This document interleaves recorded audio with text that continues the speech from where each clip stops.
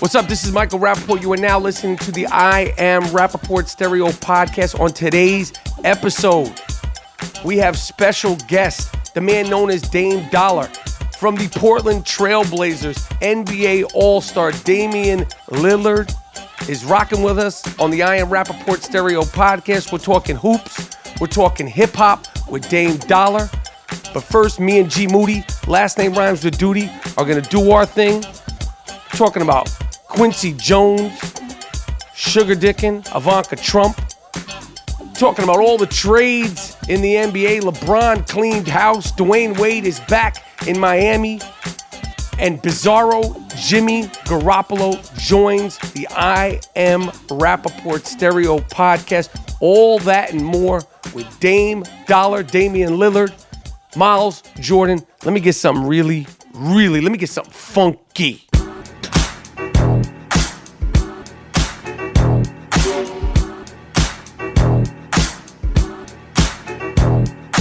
All right, I like that, Miles. That's what I'm talking about. It's the I Am Rapaport Stereo Podcast, coming live and direct from the Gloom Tomb Studios. The I Am Rapaport Stereo Podcast, the home of disruptive behavior. My name is Michael Rapaport, a.k.a. the Gringo Mandingo, a.k.a. White Mike, a.k.a. Mr. White Folks. I'm in here with G Moody, last name rhymes with duty. And some days, some situations, the stars, the planets, the zenith, the moon, everything lines up, because I could tell you right now, this is going to be a smash mouth episode of the I Am Rapaport Stereo Podcast. So much shit is going on. I don't know where to start. All over the place. I'll start with this. We're going to move around. We're moving and grooving.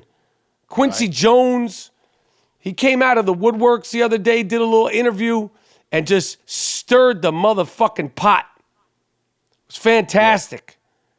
All right? It's fantastic. As I told you earlier, Bizarro Jimmy Garoppolo will be making his first appearance on the I Am Rapaport Stereo Podcast. Just signed a monster contract.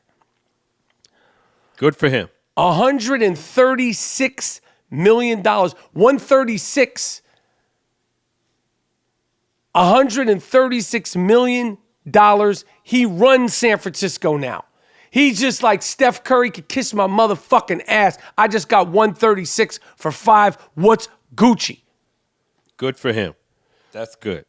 But before we get into all that, before we get into Quincy Jones, Sugar Dickin', Ivanka Trump, and Quincy Jones, and there's just so much stuff. I'll go over a few things. First of all, some people may not know who he is. Look him up. We don't judge. But Lovebug Starsky, DJ Lovebug Starsky, one of the people who actually created hip hop. If you could actually, like, it's not like a science experiment, but he was there from the beginning. One of the first DJs, first MCs, was rocking when you were just rocking for fun, when you were just doing it purely for fun. Lovebug Starsky, an icon, a pillar of hip hop. You know, they're not sure who actually created the term hip hop, but correct me if I'm wrong, Mr. Moody. A lot of people say he might have been the one that actually came up with the term hip hop, correct? Wow. I never heard that, but it could be true. He's one of the pioneers, one of the first MCs with that style.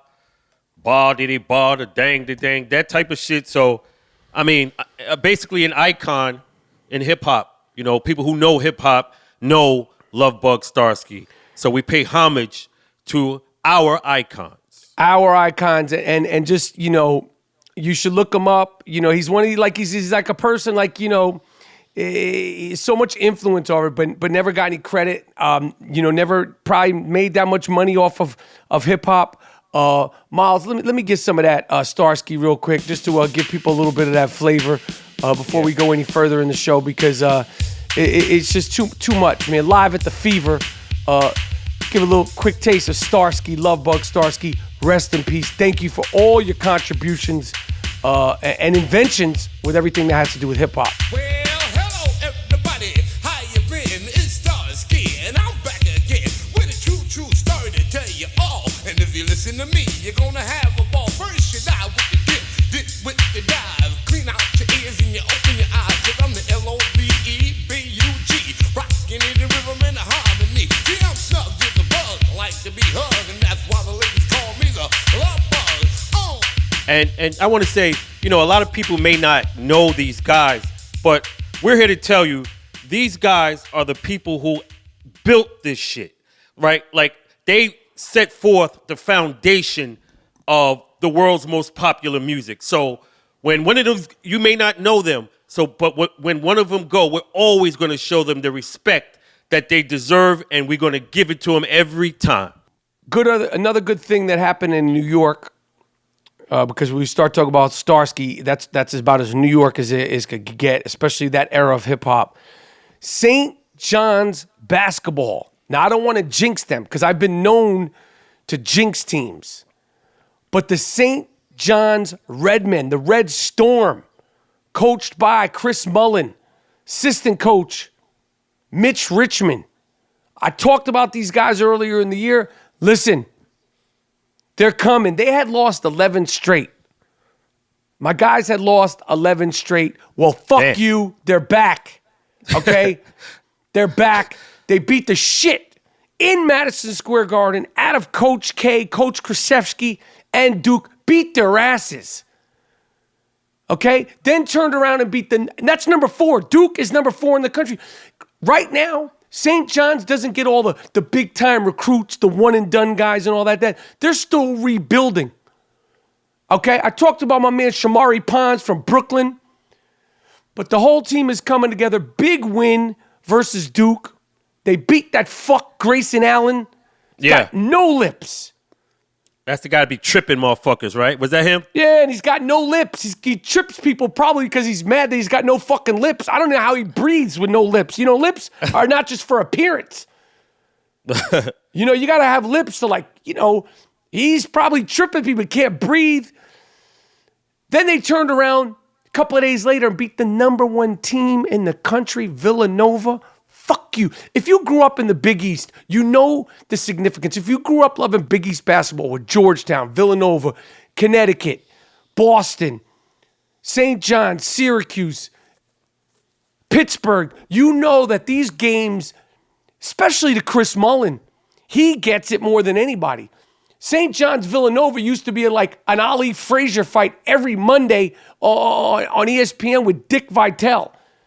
So for St. John's to be struggling, lose 11 games in a row, beat the shit out of Duke, and their hotshot fucking freshman recruits and their fucking Grayson Allen with his mouth problems, and then turn around again and beat Villanova, who's number 1 in the country. Good. Mullen. Way to go, Mullen. Good for the kids. I had the honor, the pleasure of speaking to the kids. We talked about it on the I Am Rapaport Stereo podcast. I'm not saying I had anything to do with the wins. I'm not saying I didn't have anything to do with the wins. And I'll just leave it at that. Yeah. Good, Chris. Beat that arrogant Coach K. Fuck you, Coach K. Yeah, you Mullen. come into Madison Square Garden with that bullshit. Word. Another thing, today, if you're listening to this I Am Rapaport Stereo podcast today, a year ago today, the world witnessed the Oakley incident at the Garden. The LA Clippers were playing the New York Knicks.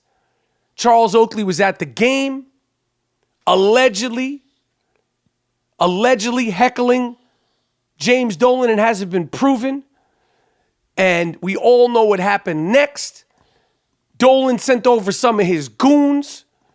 Oakley is not the guy you want to send goons over to. Oakley stood up. The goons were talking out the side of their mouth. The first goon got finger pointed in the side of his fucking head, almost caught whiplash. And the rest we all know about. Since this ugly, disgraceful incident happened in Madison Square Garden, the great pillar of the 90s Knicks and everything that has to do with 90s basketball, even when he was a Chicago Bull. Charles Oakley has been banned and suspended from going to Madison Square Garden for a year.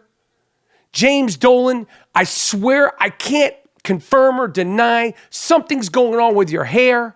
You look like shit. Okay? You look like shit.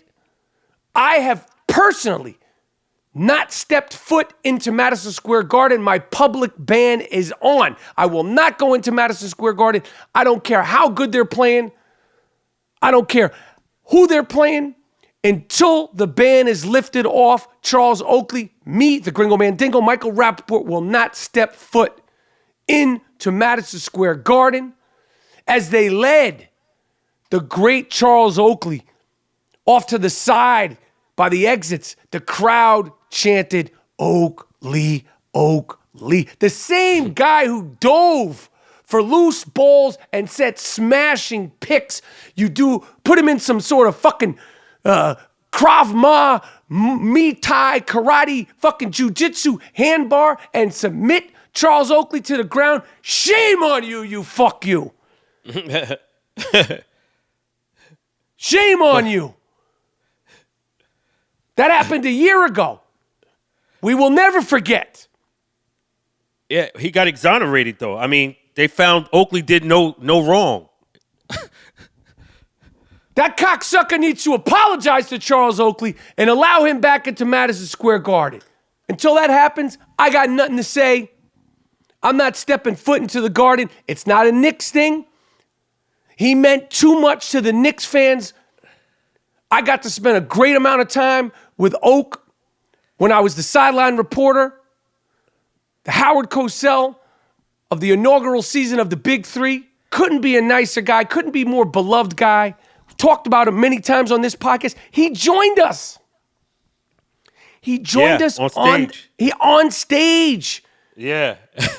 Okay, and I'm going to say this right now. I don't want to confirm or deny, but he'll be back. He'll be back on the IMRF for the full sit-down. So that happened a year ago. So we, again, pay our respects and homage to the great Charles Oakley. No doubt. I mean, Moody, we've been going to games for years. This might be the first year in a long time that we don't go to games courtside. Yeah. But you know what? The struggle's real. Yeah, that organization, man. God, what happened? Obviously, this week, Kristaps Porzingis went down with a terrible injury. He's out indefinitely. He's out for the season. That sucks. Yeah. ACL. No one is ever the same after that. Terrible, man. When you're that tall, man, that's why they're like, they had Joel Embiid on minutes restrictions and game restrictions. Joel Embiid. Yeah. He likes to call himself Troll Embiid. I like him. I think he needs a dialect coach. I tried to understand him. I just cut the TV off. Well, I'll let you say that. I'm still letting things cool down from the Janet Jackson blowback. I've taken on all comers. Now they've ran back into their fucking hovels. Yeah, okay? I'm glad that's over. Huh? I said I'm glad that's done and over with. Yeah, because God forbid you say something that's totally accurate and factual about Janet Jackson. But what I wanted to pose to you, because I'm going to segue into Quincy Jones. Mm-hmm. Now, Quincy Jones, who produced all of Michael Jackson's music, he came out with a very controversial, very inciting interview this week on The Vulture, which is a subsidiary of New York Magazine, the Hipster Manifesto, the weekly publication. Now, I said that Janet Jackson, basically, in a nutshell, wasn't as popular as she used to be. People went fucking crazy on me. Yeah. Now, Quincy Jones came out up against the late, great Michael Jackson, and he said, and I quote, Michael stole a lot of stuff. Oh, essentially calling him a thief. He stole a lot of songs. The notes don't lie. Oh, he was as Machiavellian as they come. Greedy man. Greedy. Damn. The man is dead, yo. Hey, listen. God forbid hashtag Black Twitter gets wind of what Quincy Jones said. Yeah, I want to see, The man is dead, man. Damn. I mean, Janet Jackson, based on everything I learned about her this week, she put out a record in 2015. It sold 200,000 copies. And a song with J. Cole. How dare I say her name without saying everything is dope? Right. But Quincy Jones said, and I quote, and you know, rule number 1 of the I Am Rapaport Stereo podcast is not to fact check. Yeah. He said, I used to kill him about the plastic surgery. He'd always justify it and say it was because of some sort of disease he had. Bullshit. Unquote. He had problems with his looks because his father told him he was ugly and abused. That's true. We knew that. But we didn't know he was this is Mr. Jones's words. We didn't know he was a song thief. Yeah. Based on Mr. Jones's words. I'm not saying this. God forbid. Yeah. Let's see what Mr. Jones gets. The man is dead. Damn. Hold your head, Duke. Oh, God forbid. Have some class. The thing that got all the headlines, even over that, he might have slipped through the cracks on this, Quincy Jones, is that he said, and I quote, I dated Ivanka Trump, not Ivana. He dated the daughter. And he said she was a bad motherfucker. No, a fine motherfucker, and she had the best legs I'd ever seen. Now, if you're not familiar with Quincy Jones's history, he before Michael Jackson, before the Brothers Johnson, before all of that, he was running around the jazz scene with Miles Davis, Dizzy Gillespie, Charles. He was in the jazz scene heavy. Yeah, big band. And he was known as a great stick man. Now, I've never brought him up as a great stick man. That's my bad. Yeah. I take the responsibility. But when Quincy Jones said she had the best legs I ever seen about the president's daughter, and he said I dated her. No, the president's, oh, wow. Yeah, the president's daughter, not the ex-wife, not that old fucking bag who can't even fucking, that cockeyed bag of Ivana. She's cockeyed. What did he do with her? Oh, it's I Quincy thought he was talking about her. This is Quincy Jones we're talking about. He goes after the daughter. Oh, man. He's a dirty old dude, man. Hey, I got to tell you, I was happy when I found out that he piped down the president's daughter. Oh. Okay? I was happy when I found out that he did that, because what more could the president hate than hearing that Quincy Jones, old ass, 84 years old. Now, this probably was about 20 years ago. She's not that old.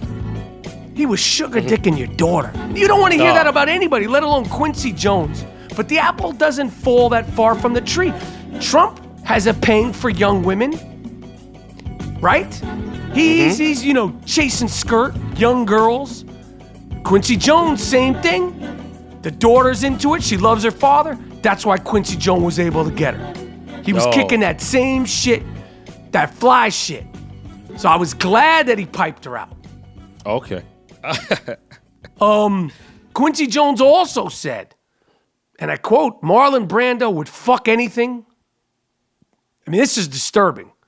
He said Marlon Brando would fuck anything. Did you read this? Do you know where I'm going with this? Yeah, I know where you go. This is a hard pill to swallow.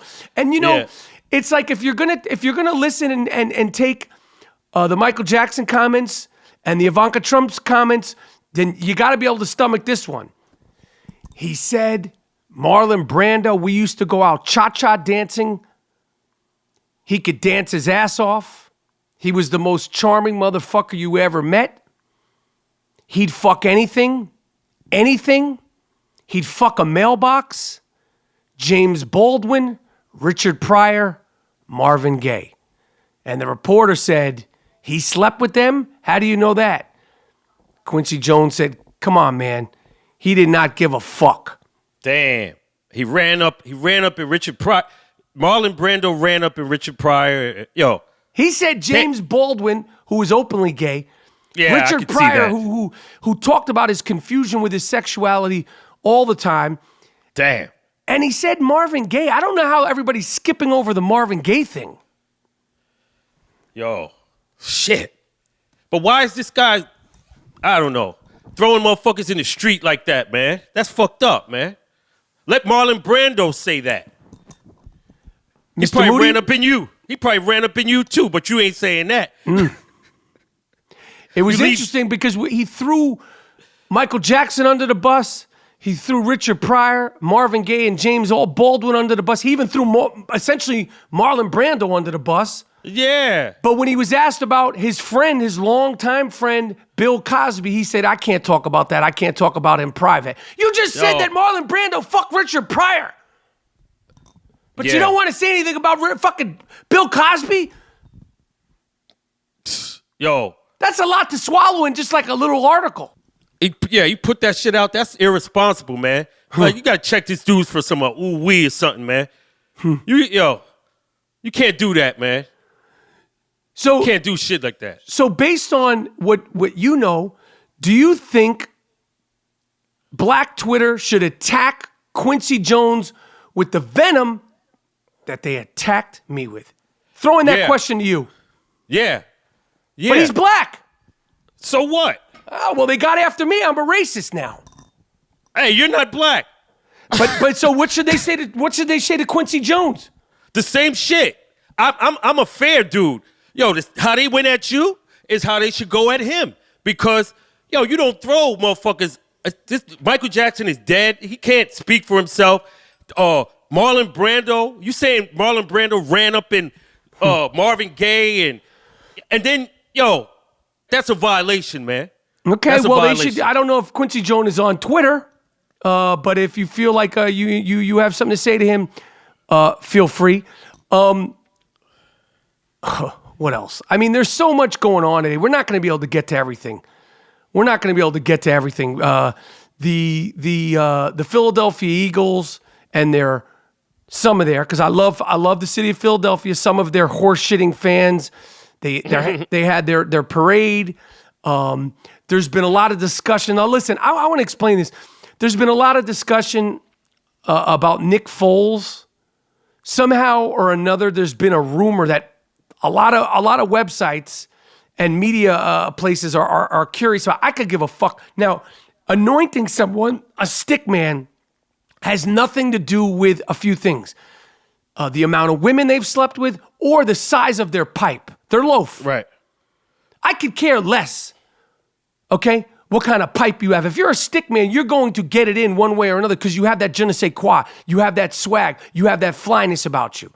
There's been legitimate sports media outlets trying to get to the bottom of whether or not Nick Foles, whose nickname is Big Dick Nick and Foot Long Foles, actually has a foot-long loaf.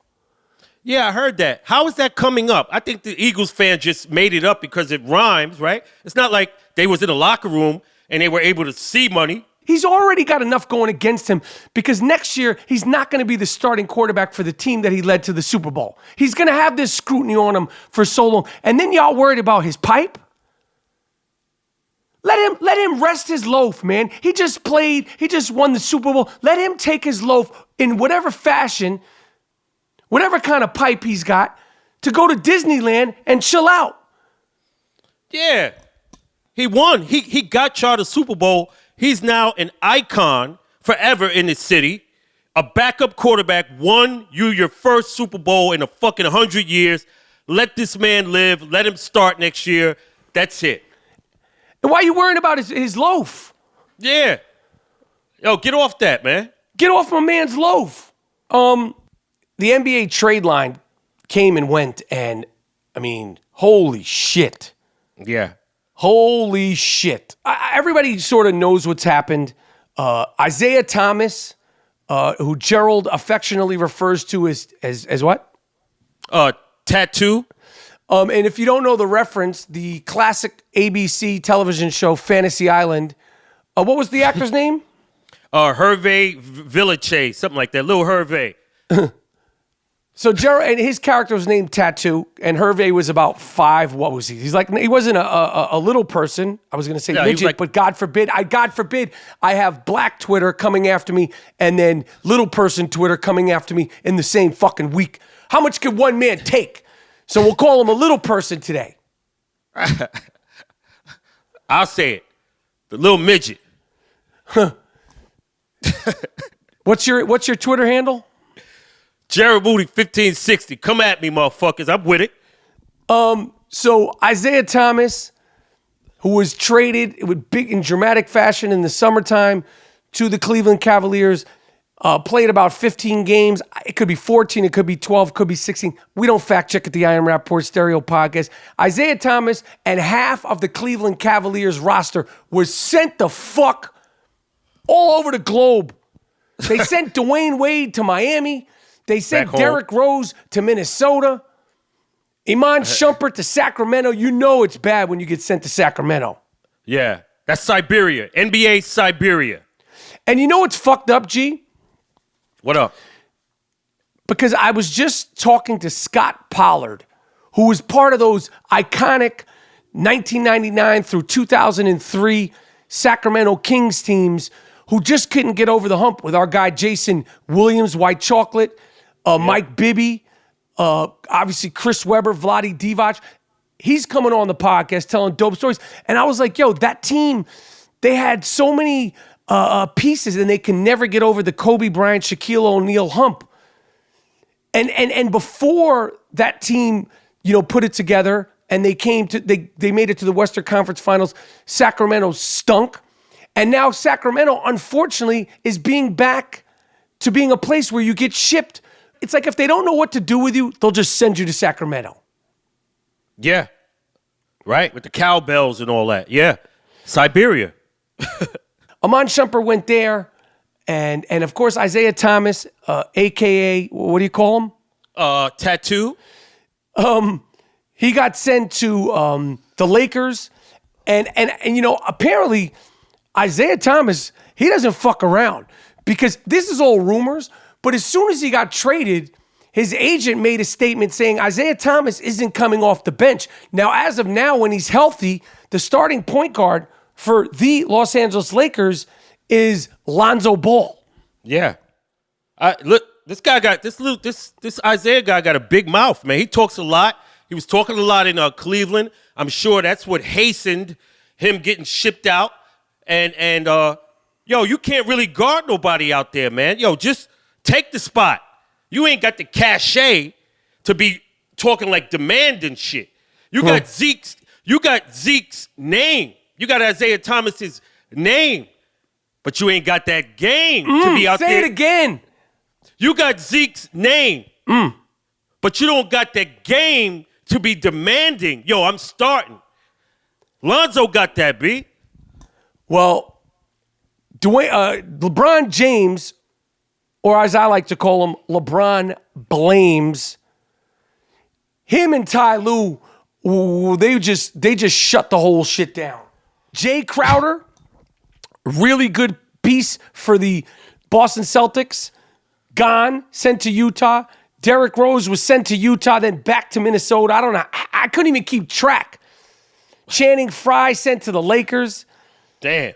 Iman Shumpert, again, like we said, sent to the Kings. And then D. Wade, LeBron James' running mate from the Miami Heatles, the team that started all this bullshit, Gerald.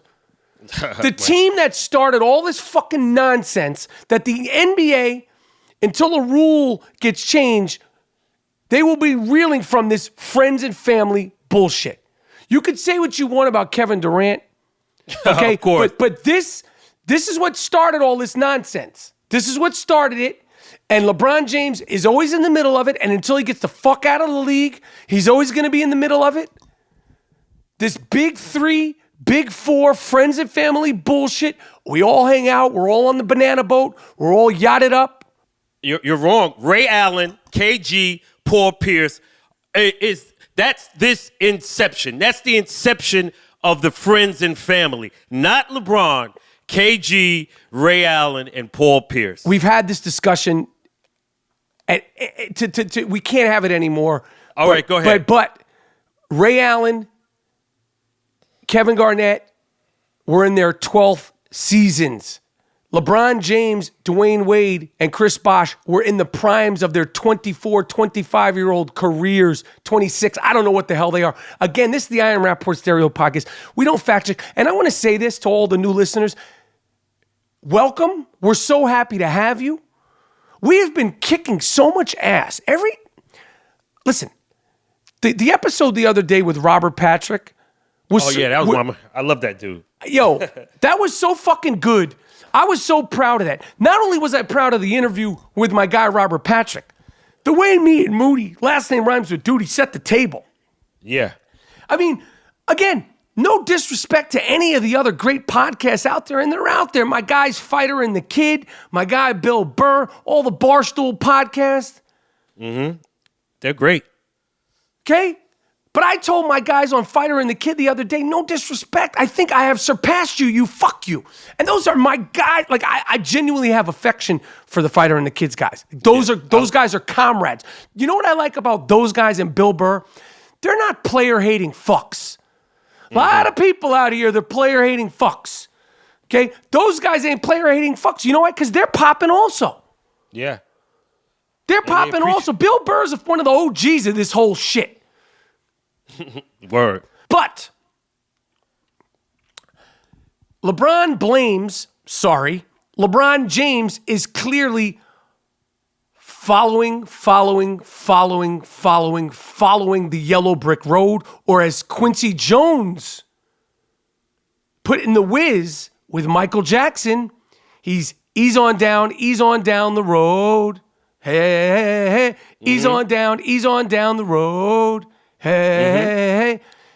7 straight finals. He earned the right to do what the fuck he want. You love this guy. It's over. I love LeBron, and he's gonna go to the Lakers. He's gonna win, and what? They may win this year. Who? The Lakers? The Cavs. Oh, they're not winning shit. They may win this year. Unless they shut down all NBA All-Star Game festivities and go to Hawaii and have a training camp, they're going to be so far behind. Moody, you know how long it takes to get a chemistry. Now, they got some good players, Larry Nance Jr., whose father was Larry Nance, who, if you don't know, I hated Larry Nance for the sole reason that I believe it was in 1981 or 1983. Could have been 1984. I don't fact check. I could care less what year it is. It doesn't matter. But when Larry Nance Sr. beat Dr. J in the slam dunk contest, in the revival year of the slam dunk contest, I swear to God, it was literally like seeing Superman try to fly and falling straight on his face. I was so emotional. That hurt me so to my core. That he beat Dr. J in that slam dunk contest. And Doc had missed the dunk, and then he banged his head on the backboard. And Larry Nance was great. And he was tall, and he could jump, and he was creative. And you sort of, at the time, had never seen anything like that. I could give two shits. When he beat Doc, and Isaiah Thomas and Magic Johnson were on the sidelines wearing the velour Converse sweatsuits, witnessing it. Yo, that shit hurt my heart, like sincerely, like it hurt me to my core. So Larry Nance Jr., good luck to you, but I'm just gonna tell you, I had resentment to your pops. All right, go ahead. Like for real, like I didn't fuck with Larry Nance like his father. Like Larry Nance Jr., good luck. I like the way you play. He's like an high energy, slam dunking, high jumping motherfucker, just like his father. But he's not gonna put up any big numbers. Jordan Clarkson, he's good. He's talented. Rodney Hood is talented too. George Hill, you might not remember this, Moody, but 2 seasons ago, he came out with the blonde hair. We had to check him on this podcast. Yeah, he was on that, that bullshit. Yeah, we checked him. He came out with the what was the singer? Thong. The Cisco shit. Yeah. Hey, he had a lapse. He had a lapse in judgment. You give a guy a pass. Jason Kidd did that same sucker shit years ago. You have a lapse. They don't know what the fuck's going on after the games. Well, Cleveland ain't winning shit, and if you go through the matchups, basically it's George Hill. If we're assuming that the East is comes down to Cleveland and Boston, barring injuries, George Hill's matching up against Kyrie. LeBron James is always going to win any matchup. He's got Jaylen Brown and Marcus Smart to keep him in some sort of check, but obviously you can't keep him in check. Tristan Thompson, Al Horford, and Aaron Baines, who's got the man bun, looks fucking nuts. That goes to Boston. Rodney Hood and Jason Tatum. I go with Jason Tatum. J.R. Smith, remember how he was in the fucking in the playoffs last year? That's last year. It's not like he's emerged back this year. Hey, you putting your foot in your mouth, B. You better chill out. You don't know what the fuck's going to happen. Hey, all I care about is the Cavaliers. I want them to make it to the finals because you know what's going to happen if they make it to the finals? They're going to get the shit beaten out of them. Now, I got to say this. The other night, Golden State lost to OKC. OKC looked good.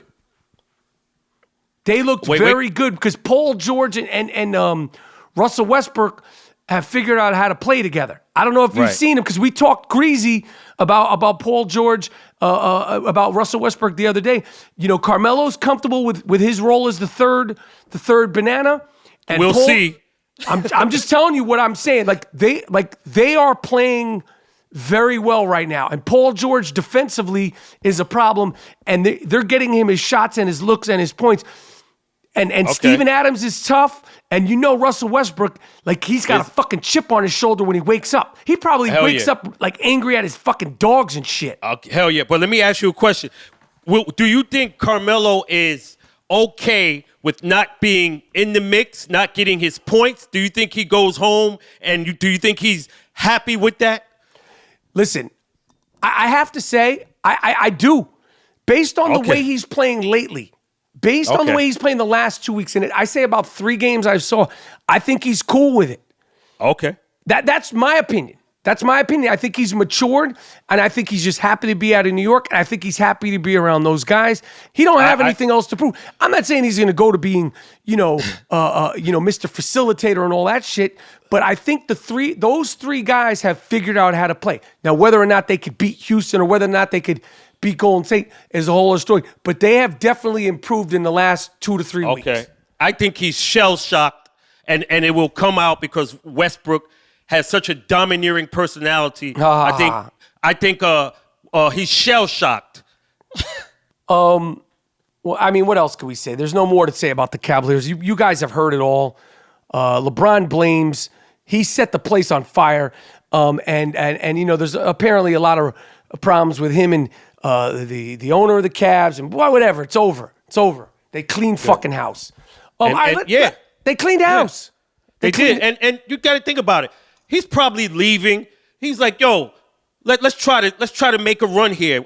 They probably won't win with the previous crew. So he's like, yo, see what you could get. Let's try to make a run because I'm out. What else is going on? We got Damian Lillard is on the I Am Rapaport Stereo podcast today. Okay? Dame is nice. Giselle Bundchen, I don't know if it was you who prompted her to respond, but the other day you made a comment, and I guess it was true, that she said to her kids, Dad, let somebody else win this time, or trying to explain it to her kids. And then Giselle Bundchen came back and said, just to be clear, no one let anyone win. People win because of their own merit. I'm tired of people twisting my words to create drama that doesn't exist. Blah, blah, blah, blah, blah. And I got to be honest, I think that I've been one of the people on the front lines, boots on the ground, bashing Tom Brady. They lost. He played fantastic. They just lost that game. They lost that Super Bowl. The crazy shit about the Patriots is they're going to be favorited to make it back next season. They're going to make all kinds of changes in the offseason.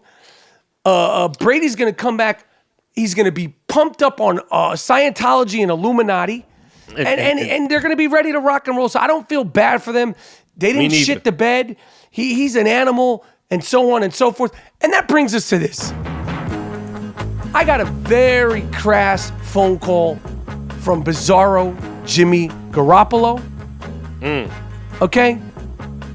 I would like to share it with you. This is an exclusive. This is an exclusive. Okay? Bizarro Jimmy Garoppolo is calling me, bragging about the money he's made, and he's having some sort of fucking party with Too Short and Mr. Fab, and he's 40. He's cursing at me.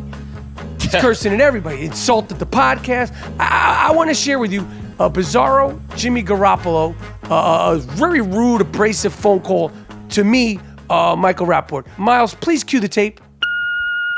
Yo, what up, what up? Yo, this Jimmy G. Motherfucking Jimmy G in the place to be. Was really good. Licking my fingers, cleaning this motherfucking ink off my fingers, sign this motherfucking contract for $136 million. Like what, bitch? Listen, yo, I'm gonna let y'all know what the fuck it is. A lot of motherfuckers asking me about, what happened in New England? I'm like, yo, check this shit out. Everything is true. Everything is true. First of all, fuck Tom Brady. Fuck motherfucking Tom Brady, T. Brizzle. Motherfucker sold me down the river. You know what? I'm gonna tell you why. It wasn't even about no quarterback shit. He go. I can't front on him. He go. Motherfucker jealous of my motherfucking hair. Bust it. Tom Brady, I'm gonna break some motherfucking news for you, Rapaport. With your motherfucking little I Am Rapaport stereo podcast bullshit. Motherfucker, I made $136 million today. Like what? Your little motherfucking podcast diddly squat. Tom Brady got motherfucking hair plugs. What? That's real. Look it up. I'm breaking the motherfucking news and I'm making the motherfucking news. Alright? Still got the motherfucking ink on my fingers. Alright? Motherfucker was mad. He seen my motherfucking hair. Wife was looking at me out the side of his eyes, not like she wanted to get it. She didn't want to get the sausage, okay, but she seen me. You know what I'm saying? My man got hair deficiencies, alright? My shit is full, my shit is thick. Just signed some motherfucking endorsement contracts for motherfucking shampoos over in Europe and all that good shit, alright? So it came down to the motherfucking hair, you know what I'm saying? He dope. They got their motherfucking ass cracked. Karma is a motherfucker. What's good? Shout out to my man, Big Dick Nick Foles. Bust they motherfucking ass. But it all just comes down to that shit. Motherfuckers ask me about, well, Jimmy G, what about Spygate? True. What about the Flakegate? True. Motherfucking Watergate? True. All that shit is true. All that shit is true. Trust me, Robert Kraft has something to do with all of it. Spygate, Deflategate, Watergate, all that shit. That's it. I'm telling you like it is. You know what I'm saying? Motherfuckers always want to know this piece of information, this piece, the Patriot way. Motherfucker, Patriot way.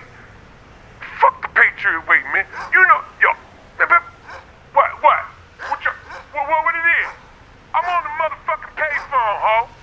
Yeah, hold up. Motherfucking Patriot way. Motherfuckers get all sensitive about the motherfucking Patriot way. Fuck the motherfucking Patriot way. You know what I'm saying? We just signed this motherfucking contract. I'm out here tonight. We out in East Oakland. We getting ready to shut shit down. I got my man Mr. Fab, Too Short, E40. They all performing tonight. Free. I'm paying everybody.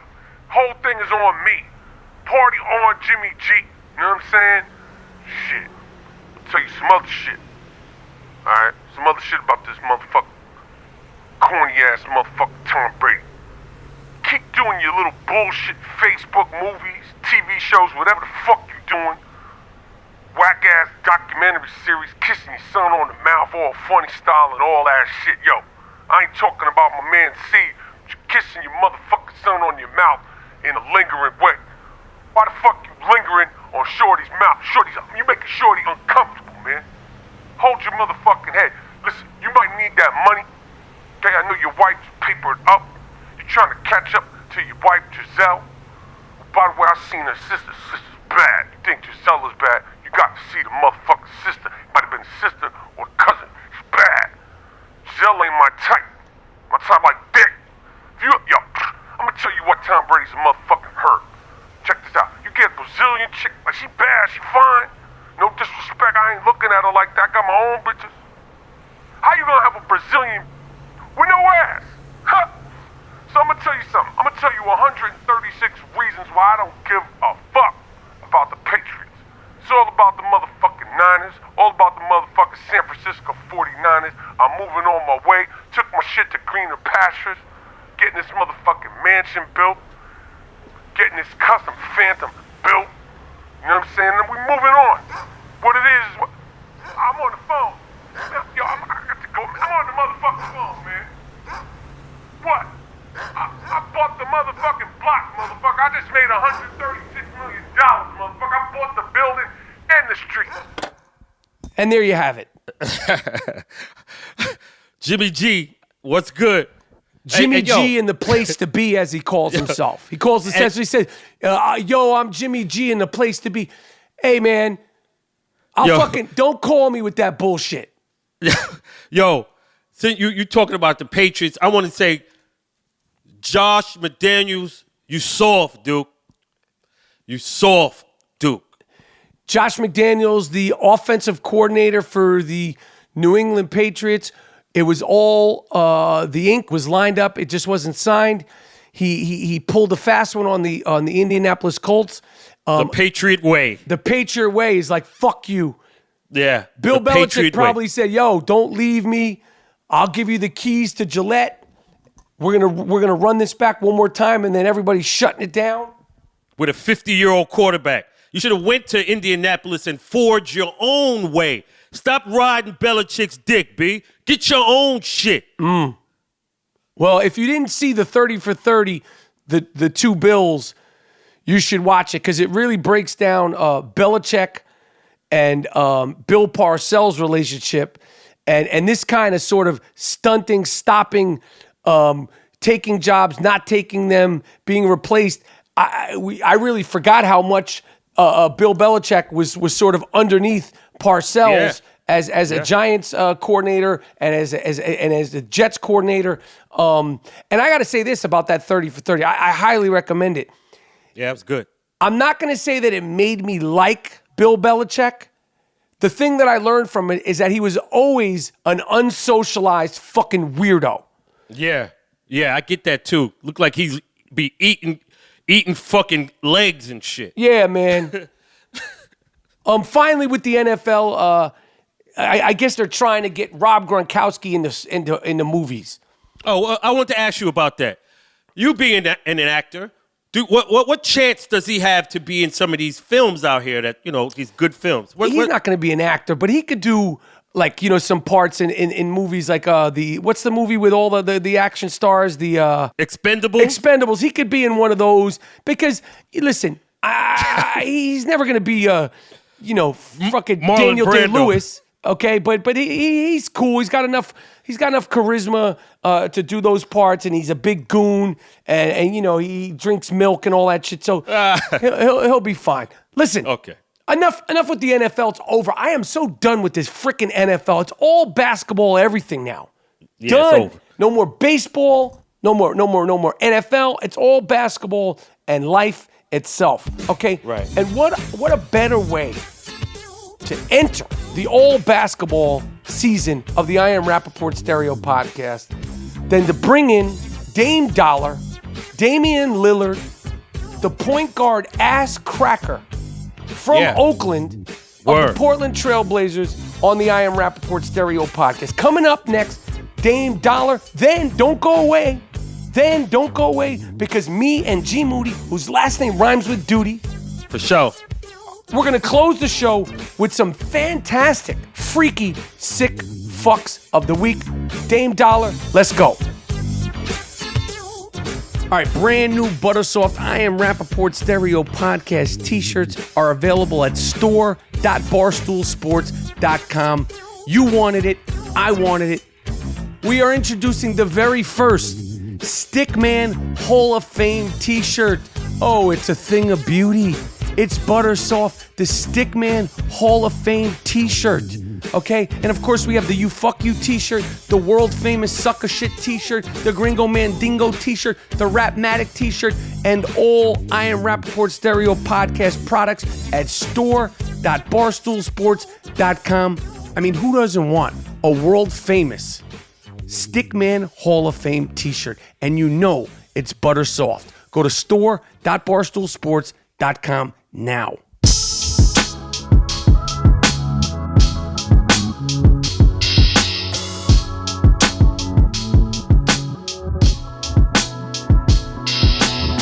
Often I ask myself why the Lord picked me.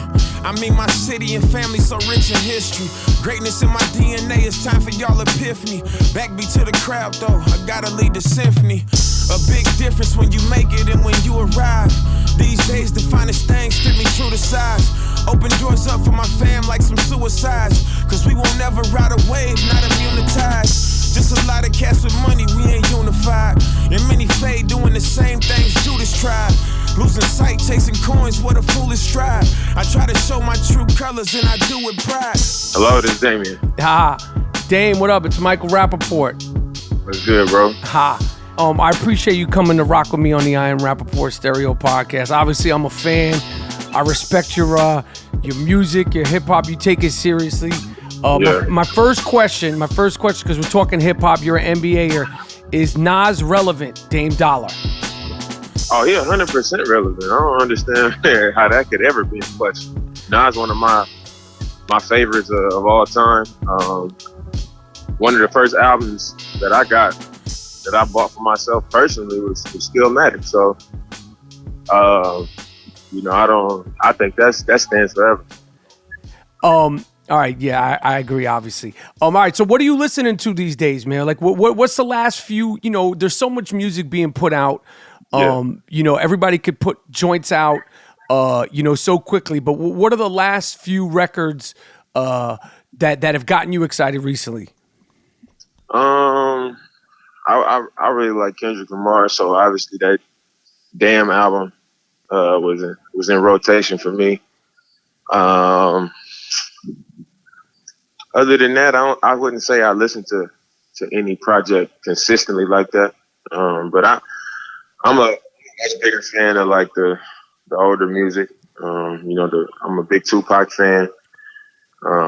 Jay-Z, Lil Wayne, Nas, guys like that. But I tap into the new music, obviously, the 21 Savage and Lil Uzi and all them type of people. I got to take a listen because I'm such a fan of music that I take the time. But I'm a much bigger fan of the guys from the past, the Andre 3000s, all those guys.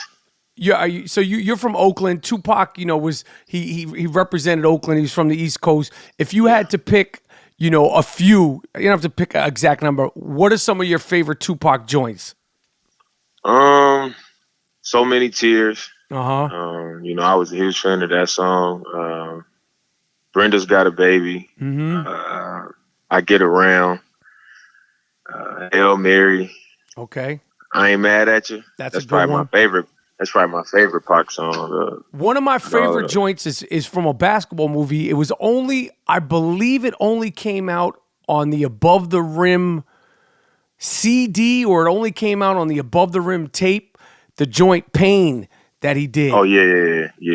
That was a good one. On the Above the Rim album, it was a song on there. It wasn't by Tupac. It was called For Old Time's Sake. That was my favorite song on that album.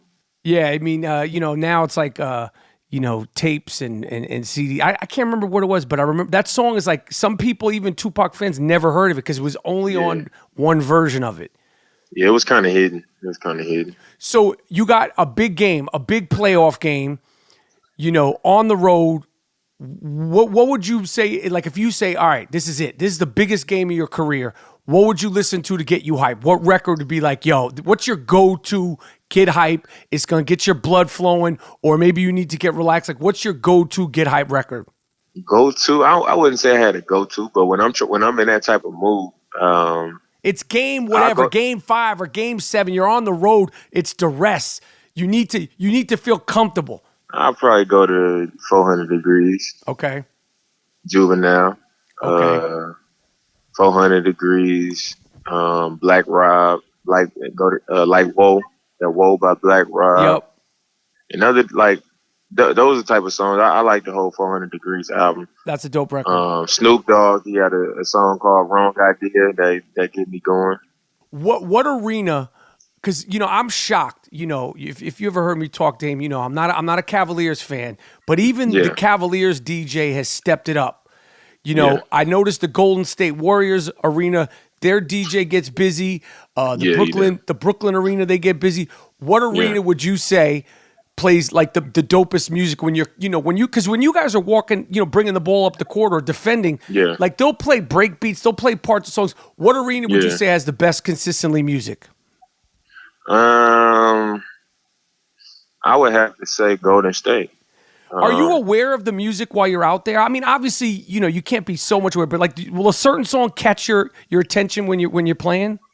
Definitely, I'm always listening for the music. I want to see how they mixing. I want to see how they blending the older music, all the songs that got samples that come out now.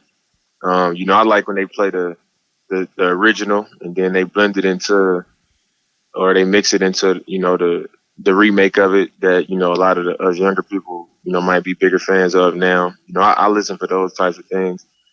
Usually when I'm doing my pregame warm up, I want to have a good time. You know what I'm saying? It's kind of like that loose space before the game is starting. There's a lot of people, moving around, doing their jobs and trying to get ready for the game to start.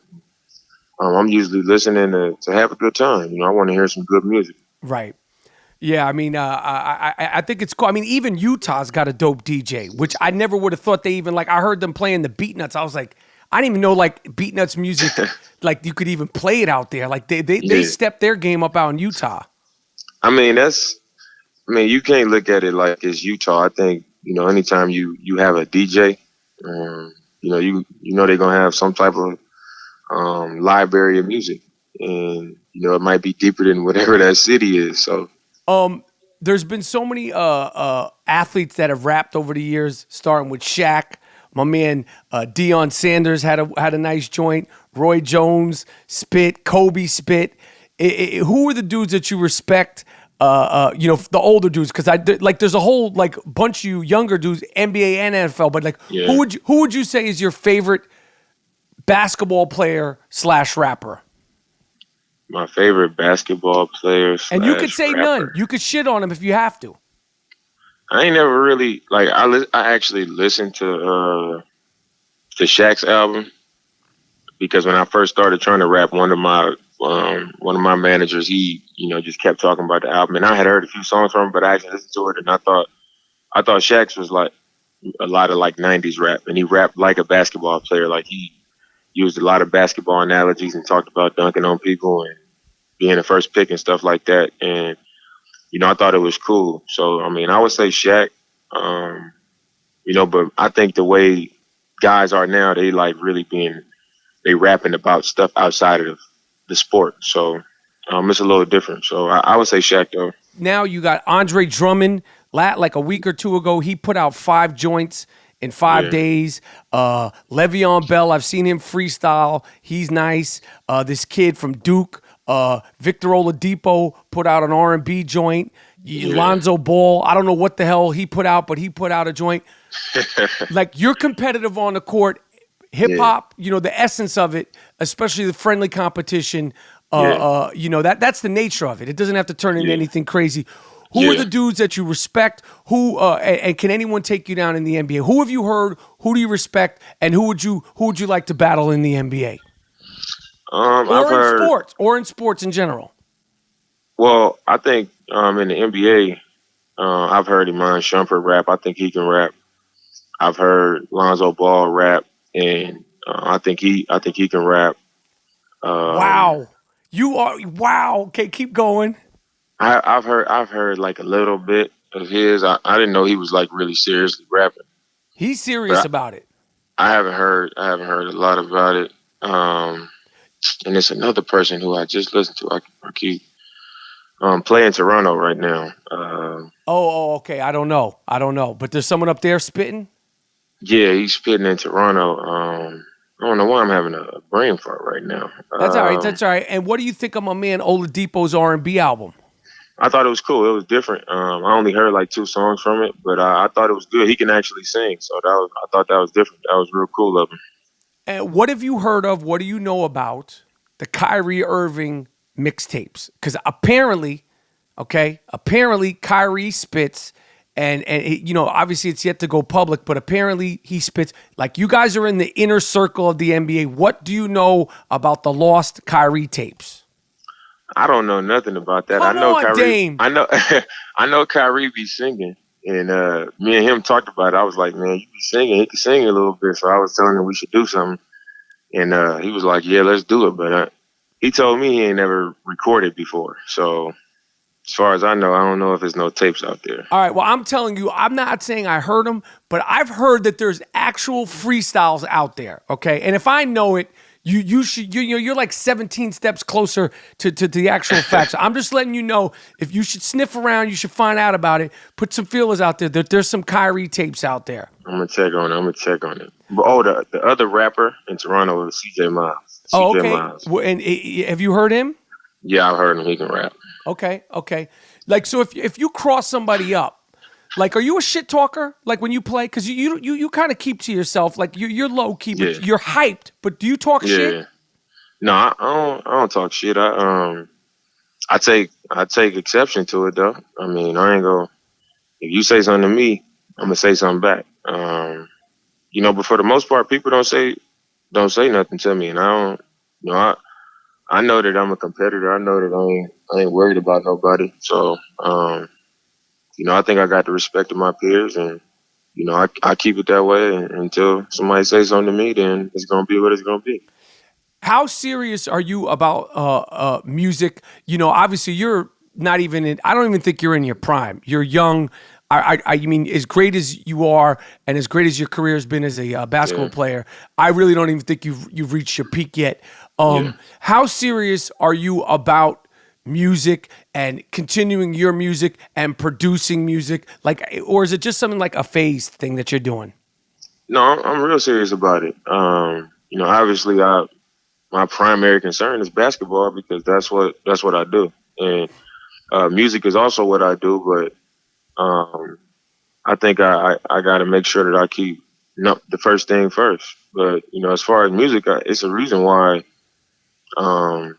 I put out 2 albums in 2 years, and they've done well, and I've done shows, and I put out singles on SoundCloud, and I started a rap platform on Instagram for 4 years now, 4 Bar Friday. It's a lot of things that I've done as an artist, and just putting in my time. But even besides that, I know the history.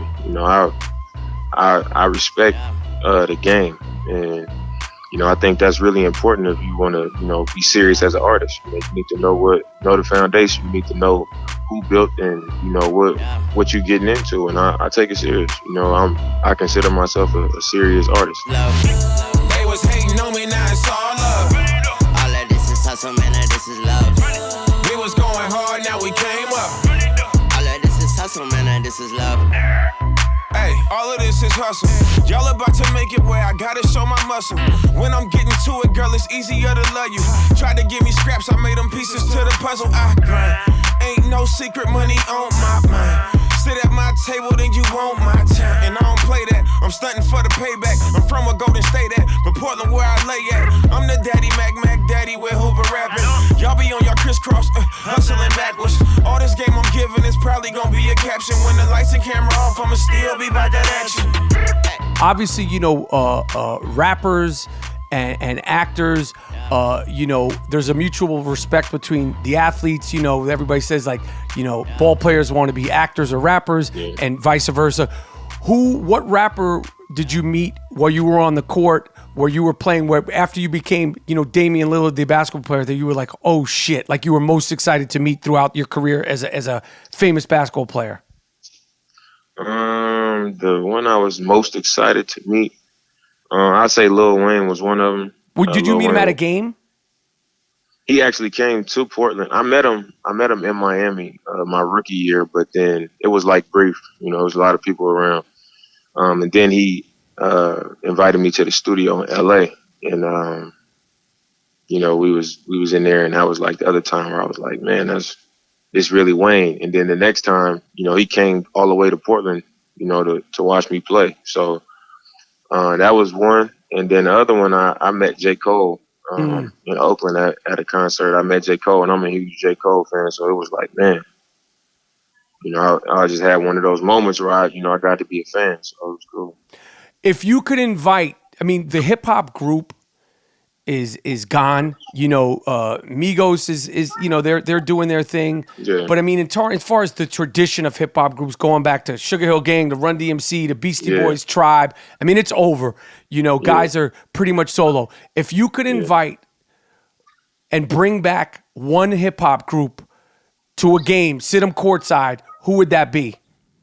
I would say Bone Thugs Harmony. Oh shit! Okay, that would be I don't even know if you could get them all in the same building together. That would be a.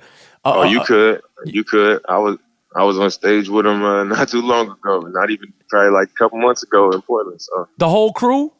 Everybody was there. What are your 5 favorite groups of all time? My 5 favorite groups: Bone Thugs. I got to go with somebody from Oakland. 3 Times Crazy. Okay. I'm a huge Outkast fan. I'll say Outkast. NWA. Tribe Called Quest. So what else do you listen to besides hip hop or any kind of like hip hop, mumble rap? Like what else you rock with? I mean, I like the mumble rap stuff. You know, sometimes I think it's a different category. It is, don't you think so? Like, in my opinion, it should be that way. Like, the people like myself, the stubborn old motherfuckers, will stop sort of arguing about it. Like, but I think they need to come up with a new name for it and declare it a different thing.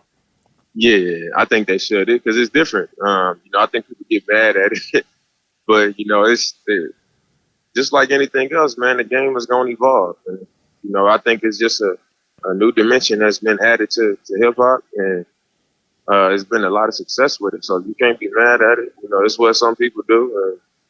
Obviously, a lot of this generation really cling to it. They like it a lot. So I think it's been successful enough to where you got to add that. You got to add it to it, you know, and just name it something else. Yeah, I agree.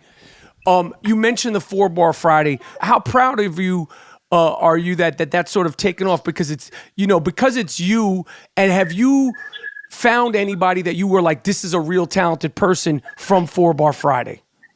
Oh yeah, I've had a lot of people like that. Whereas, like, you know, I'm proud that I came up with that platform to give people opportunity, because so many people follow it now. So many people know about it. So many of those artists have linked up with each other and been part of events that I've done that I just feel good about giving people an opportunity or giving them a voice and a chance to be heard that they might not have heard had I not done it. So that's why I take the most pride in it, because of, you know, what it could do for other people. You know, I could put a song out on SoundCloud today and millions of people would hear it. So I'm just happy that I could come up with something to help other aspiring artists. I think that's what it's about. Yeah, I think it's a dope platform. Yeah. Producers, who are the producers now that you love, like you would love to get a track from, that you just love the sound of what they're doing? I love what Metro Boomin is doing. Mm-hmm. I don't know who does the production for Young Thug, but I love his production. You know, I know J. Cole does his own production. I would like to do something with him. I like his stuff because with my music, I like stuff that, you know, where the beat tells the story. You know, it's like it matches up to the story I'm gonna tell, and I think he does great with that. So I would love to do some of his stuff too. Yeah, he's dope. And Swiss Beats stuff too. So. Yeah, because Swiss Beats is dope because obviously, I mean, he's so prolific for so long, and he's evolved with the times without giving up his sound and his. He didn't compromise. He's not just like, oh, I'm doing this. It's still Swiss Beats. Exactly. He got his prints on it, but it's not riding the wave. He's evolving, like I was saying. All right, I want to ask you an NBA question, and I'm gonna let you go because I appreciate you rocking with me, Dam. I'm such a fucking fan of yours on the court, and I love all the stuff you do for hip hop. You fought so hard to get in the NBA. You know, no one, unless they caught eye of you in college, heard of you. What would you say, like, you're like, oh shit, I'm in the NBA moments where we're like, where you finally made it, where you got on the court, and what you remember about like those first couple of games, first couple of moments, baskets, somebody crossing you up, Kobe, whatever. Like, what are some of those moments that you'll cherish forever, even though they might not have been the best ones? I think the biggest moment I say was getting drafted. But then even after that, my very first game of my career was against the Lakers, and they had Kobe, Steve Nash, Dwight Powell, Antoine Jameson. And it was just crazy, just being on the court with all those dudes. And, Jameson was like the man on the Warriors when I was a kid, and I had season tickets to those games. So, I mean, even him, he probably was the smallest star of all those guys. And, even that was a big deal for me. And I remember in that game, my very first points, I made a corner three, but it didn't count because I stepped out of bounds. So it was a cool moment. It was real cool. And what's your favorite competing against Kobe story? Because, as I've done all these interviews, everybody, especially the ages of the guys that I'm talking to, everybody has a Kobe story. When you're 86 and you're still rhyming and you're finished playing basketball and your grandkids say, tell me about Kobe Bryant, what will you tell them? My rookie year also, it was at the end of the season and my team was out of the playoff race. And I remember the Lakers had to win like they last four games of the season to get into the playoffs. It was the year Kobe tore his Achilles at the end of the season. Oh. And they was in Portland and we came out. We had like LaMarcus was hurt, so he sat out. I think LaMarcus played. West sat out. Nick Batum sat out. We had like a bunch of dudes out that didn't play, and they had to make the playoffs. So basically, I was matched up against Kobe and he was guarding me. We was like going at it the whole game. And he pretty much just embarrassed us. Like it was just like one of them Kobe moments. He ended up with 47 and they beat us, but I had 38. So it was like that was a good moment for me. That's dope. All right, well, listen, Dame, I appreciate you rocking with me. I hope to see you in LA at the All-Star Game, playing in the All-Star Game. You deserve it. You've always deserved it. You've been deserving it. I love what you're doing with your music. I love what you're doing with hip-hop in general. And, hopefully I'll see you soon in Los Angeles. Have a healthy rest of the season, my man. Yeah. All right, Dame. All right. You better know it's members only. Can never crack the code. Better know it's members only. Better know it's members. I feel like they think I'm goofy. Don't ever disrespect me. Thankful for all my people, Lord, you done really blessed me. Many come out of the blue, they from the field of lefties. Ones that never left me. With me riding jet skis. Them outsiders comment on my gram. Where y'all at? Can we pull up on you? Nah, I don't holler back. Don't. Curve game strong. Moving silence, I'm a Mac. Wanna get with us, cause we up the hill. Jillin' Jack. A small circle. Family couple homies. Know these suckers hating, so I'm never by my lonely. You know how we rockin'. This a testimony. Can never crack the code. Better know it's members only. Better know it's members only. All right. Yo, I want to thank Damian Lillard for rocking with me on the I Am Rapaport Stereo podcast. No doubt. Yo, he's really into his hip-hop. Yo, he MCs, man, and a point guard extraordinaire. So, double whammy. All right, Miles, it's that time of the episode. Cue the sick fuck of the week music. This award is earned, not given. It's called the sick fuck of the week. This guy's really sick. Lock him up. How could you do it? Don't let him out. Damn, you fucked the dog? You what? You fucked the dog? Why would you fuck the dog? Why would you fuck your girlfriend's dog? What? Sick fuck. The sick fuck of the week. It's earned. Earned, not given. You did what? No.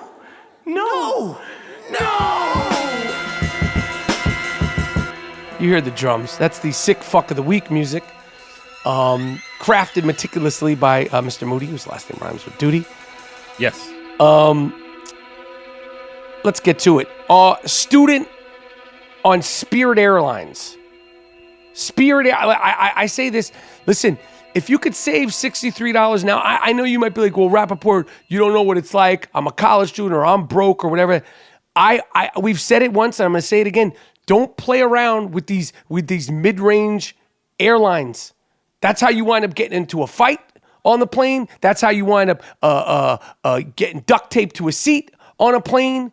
Well, some poor bastard flying home to Florida on a Spirit Airlines flight came on the plane with the hamster, their pet hamster. Now, we just talked about this the other day.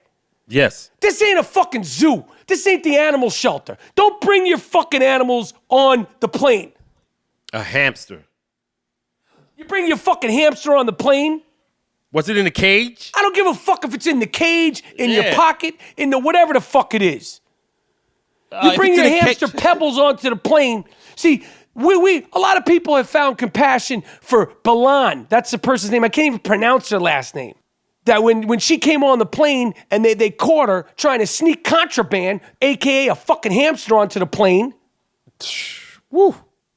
You think you're gonna get compassion to me when the stewardesses and the flight attendants said, "Hey, yo, Duke, you can't come on here with a hamster. Yeah. That's contraband, asshole. You're lucky we don't fucking land this plane and arrest you, you fuck. Flush that little bastard down the toilet." So she flushed little Pebbles down the toilet. And then she's going, I was emotional. I was crying.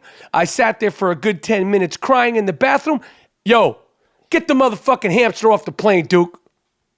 That's it. Don't come on the plane with the hamster, Duke. That's it. That's it. We say that over the loudspeaker. Oh, this is Spirit Airlines. Put your seatbelt on. Have a safe flight.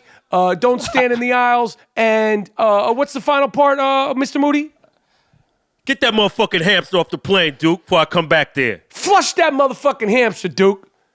Yeah, some people thought that I was going to give Spirit Airlines the sick fuck of the week. Sorry. I give you killed little Pebbles the hamster. Oh, man. Can I one-up you? No problem. On a flight, we're going to stay on the same aviation. On a flight to Seattle, Alaskan Airlines, a man got butt-ass naked, barricaded himself in the bathroom, which forced the plane to turn around and land. But the sick fuck is the pilot. Because if it's your aircraft and your flight, put the shit on autopilot and go back there and regulate, homeboy. Get the fuck up out this bathroom, yo.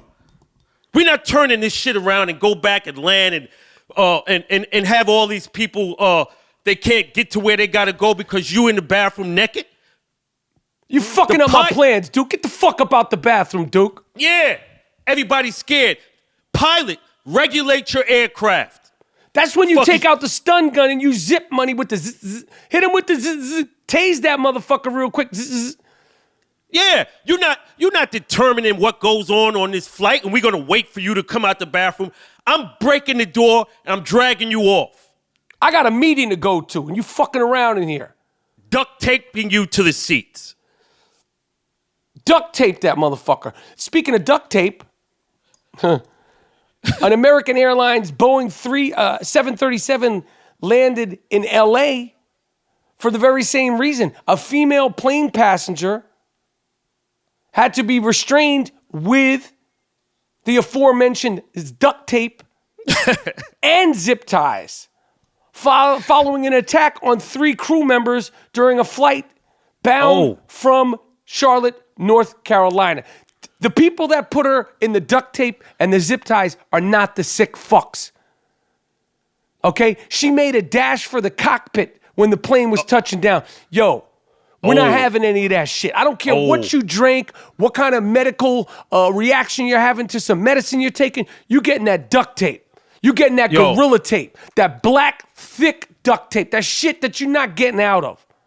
And then we're going to let everybody off the plane. Then we're going to deal with you. You're not holding anybody up. Yep.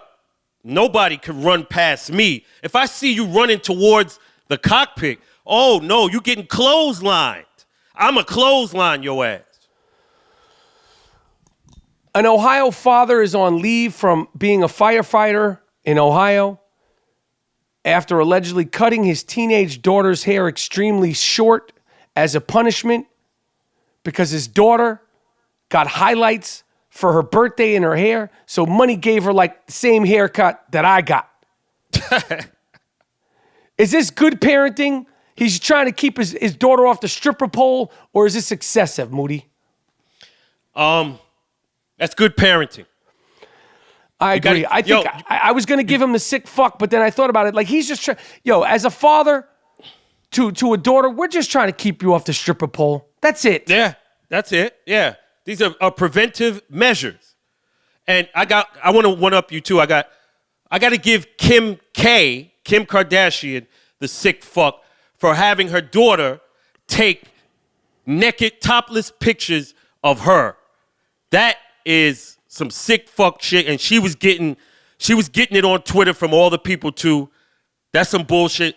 Yo, Money, check your girl, man. And let me tell you something about that. I think that whole thing was a hoax. If you saw the picture that Kim Kardashian, she gave credit to her daughter. It was taken by North.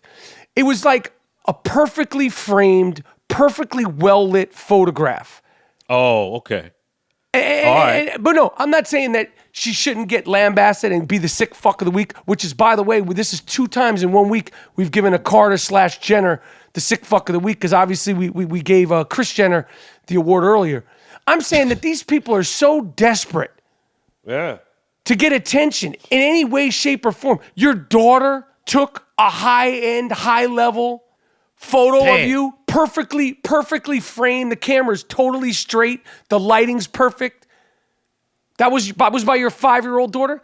Get the fuck out of here. You trying to pimp out little North? Leave little North alone. Why don't we get Ray J part 2? Why don't you fucking put Ray J in it so we can get a part 2 with that? Finally, a football player. It was National Signing Day for football players. This kid, Jacob Copeland, a 4-star wide receiver, highly recruited football player. He didn't know if he was going to go to Florida, Tennessee, or Alabama. This was like on ESPN. He was in his high school. The band was behind him. When he announced that he was going to go to Florida, his mother, who was dressed top to bottom in Alabama gear, got up and left her son there, embarrassed and like looking like ashamed of himself. And I felt so bad for this kid. And this woman, you're the sick fuck of the week, okay? You're the sick fuck of the week. And then the son had to come out and said he was put it on a show, because it's not about the mom. The kid was embarrassed. Like, he announced who he announced. He said he was going to Florida. Maybe his mom thought he was going to Alabama. And to walk up there on the biggest moment of his life and make it all about you and your antics, that's not good. Right. You should be happy he's in college. Shit. You should be happy that I got an opportunity to play football with a college scholarship. And if he goes to Alabama, Tennessee, Hofstra, wherever the fuck he goes, don't make this important event about yourself. This is that LeVar Ball bullshit. This is what I'm saying.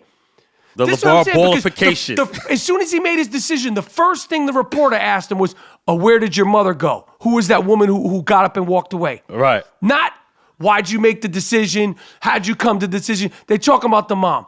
Anyway, listen, done. I told you, have no fear. The I Am Rapaport Stereo podcast is here. We came, we saw, we conquered. It's another smash mouth episode of the I Am Rapaport Stereo podcast. We don't steer you wrong. We only steer you strong. Name is Michael Rapaport, a.k.a. the Gringo Mandingo. G. Moody, the last name rhymes with duty. Hell yeah.